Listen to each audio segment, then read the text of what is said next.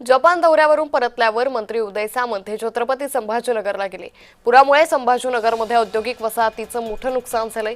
मंत्री उदय सामंत हे आता उद्योग नुकसानीचा आढावा घेतील।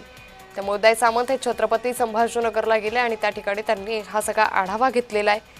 तर एकंदरीतच जे काही नुकसान झालंय त्या नुकसानीची पाहणी त्यांच्याकडून करण्यात येते। पुरानं बाधित झालेले जे एमआयडीसीज आहेत किंवा एमआयडीसीतलं पाणी गावांमध्ये जाऊन गावं जी बाधित झालेली आहेत, शेतं बाधित झालेली आहेत, त्या काही रस्त्यांना मंजुरी देण्याचा आज मी निर्णय घेतला। तसे मिनिट्स देखील तयार केलेले आहेत। त्याची सविस्तर माहिती मी उद्या देणारच आहे। परंतु एक निश्चित आहे की या बैठकीचा फायदा छत्रपती संभाजीनगर मधल्या